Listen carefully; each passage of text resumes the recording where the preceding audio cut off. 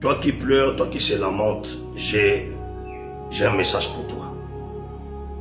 Donc bon, tu me dis que mais je suis abandonné par ma famille, humilié par ma famille, même mon père n'a pas confiance en moi, ma mère, écoute-moi très bien. La Bible nous dit dans le livre de Genèse que Jacob était arrivé chez son oncle. Il dit à son oncle, je vais travailler. Mais son oncle demande que ton salaire, quel sera ton salaire? Jacob dit, moi je vais épouser Rachel. Et son oncle a accepté. Arrivé quand il a travaillé 7 ans, la nuit de noces, on lui donne qui? Léa à la place de Rachel. Donc Rachel n'avait pas parlé, c'est son père qui a parlé à sa place.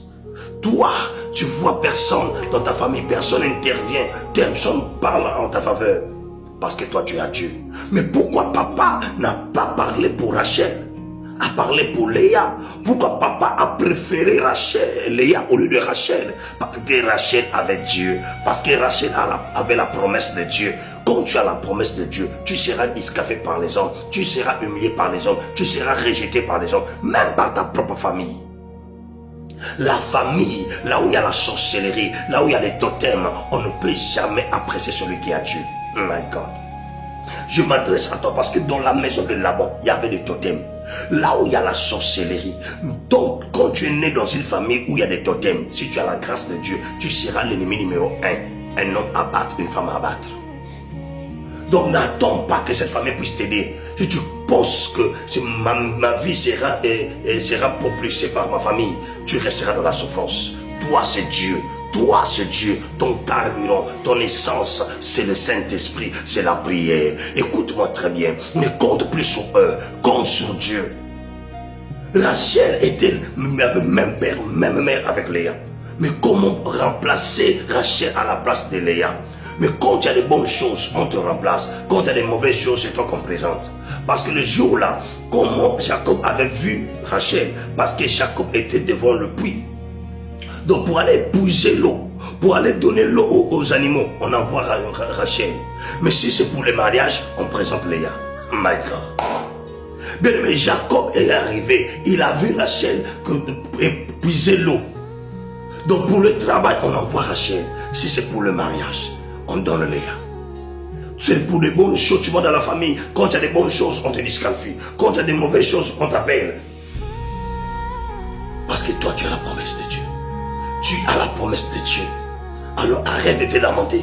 Arrête de dire que moi, vous ne m'aimez pas dans cette famille. Vous ne m'appréciez pas. Si c'est comme ça, je vais me suicider. Et toi, arrête. Il y a un Dieu dans ton corps. Il y a un esprit de Dieu dans ton corps.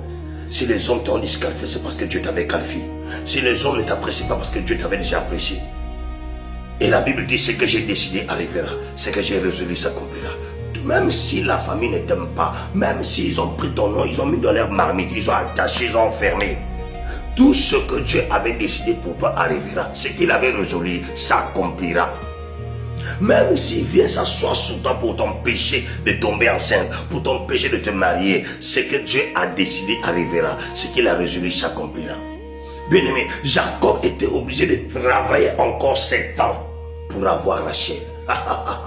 C'était arrivé, même si c'est en retard, mais ça va arriver. Même si c'est en retard, même si Rachel, Léa est d'abord mariée avant Rachel, mais ça arrivera. Vous pouvez précéder pour vous, mais ça arrivera. Laisse-le précéder. Mais ça arrivera. Même si ça tarde, ça finira par arriver. La prophétie de Dieu, la prison ne pourra jamais avorter la prophétie de Dieu. Les fausses accusations ne pourront jamais avorter la prophétie de Dieu. Je m'adresse à toi, demande à Joseph. La famille de Joseph avait vendu Joseph en Égypte. Tout ça, c'est pour empêcher que Joseph soit dirigé et soit commandé, règne. Pour empêcher que Joseph puisse régner, pour empêcher la prophétie de Dieu de se réaliser dans la vie de Joseph. C'est mal connaître Dieu. Même dans l'Égypte, là où il était esclave, il était devenu gouverneur. La prison n'avait pas rayé.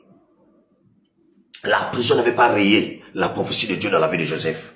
Je m'adresse à toi, même si tu es emprisonné à tort, tu es accusé à tort, on t'a accusé de choses, tu es sorcière, tu avais tué un tel, tu es sorcier, tu as la magie, tu as ceci.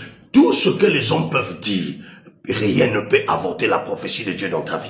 Rien. La méchanceté des hommes n'avorte jamais la prophétie de Dieu.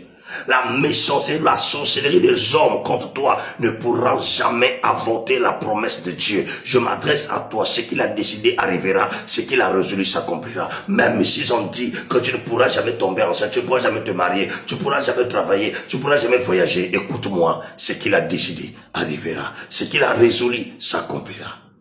Garde la foi, garde l'espoir, continue dans la prière. Je sais que ça fait mal, mais persévère, persévère, car le roi a dit à Daniel, le Dieu que tu pries avec persévérance t'a-t-il sauvé. Toi aussi, continue dans la persévérance. Un jour, Dieu parlera. Un jour, ça changera. Que le bon Dieu vous bénisse.